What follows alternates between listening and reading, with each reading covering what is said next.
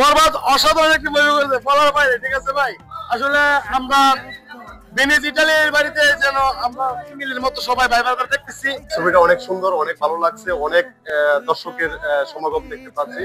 বাংলাদেশকে পাঠিয়ে এখন ইতালির মাটিতে ইতালিকে বরবাদ করে দিল। বরবাদ সুপার সুপার 100 হইছে। ছবিটা তো ভালো লাগছে, কিন্তু জাতির উদ্দেশ্যে একটা কথা বলতে চাই, যেটা হচ্ছে যে আপনার নারীর প্রেমে না পড়া ইউরোর প্রেমে পড়ো।